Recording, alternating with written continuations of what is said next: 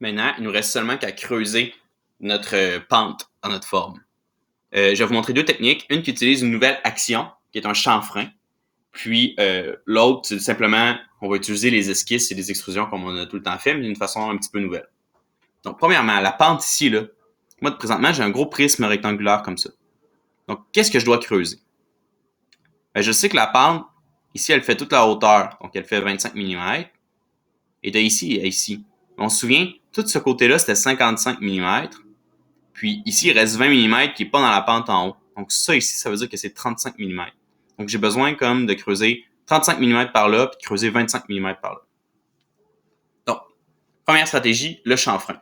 Je vais utiliser l'outil chanfrein, il est ici. C'est chamfer en anglais. Donc, je dois sélectionner où est-ce que je veux ma pente. Donc, un chanfrein, là, c'est tout le temps sur un coin comme ça, sur une arête qu'on clique.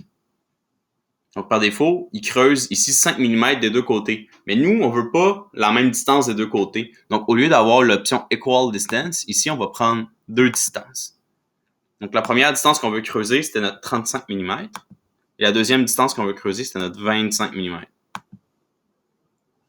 Donc, j'approuve. Et ben ça a pas mal l'air de notre pente.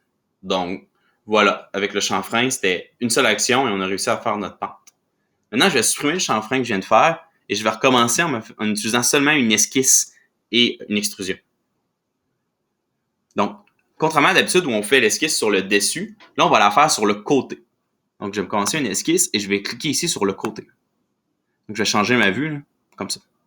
Et là, on veut faire un triangle, essentiellement, un triangle rectangle, en utilisant des lignes. Donc, j'ai mes lignes ici. Donc, je peux partir du coin ici en bas. Donc, je fais toute la hauteur, je fais toute la 25 mm. Donc, je clique ici. Donc là, j'ai rien besoin de spécifier, c'est déjà la bonne longueur. Là, ici, j'ai cliqué n'importe où. Et là, avant de continuer, je clique pas n'importe où, hein, je fais juste écrire 35. J'approuve. Donc là, j'aurai exactement la bonne longueur. Et je peux venir ici refermer mon triangle en cliquant ici. Puis là, ben, 43, c'est la bonne mesure. Donc, je peux approuver cette esquisse-là. Et là, quand je viens faire mon extrusion, hein, je viens sélectionner le triangle que je viens de faire. Là, bon, par défaut, il aime pas trop ça, mais c'est parce qu'il essaie d'ajouter de la matière. Mais si on lui dit, non, je veux que tu ôtes la matière, là, il aime ça. Là, il ôte 25 mm, ce qui est la largeur de notre base. Donc, tout va bien. Et là, encore une fois, je me retrouve avec exactement la même pente. Donc, les deux techniques sont tout à fait interchangeables. Tu peux choisir celle que tu préfères.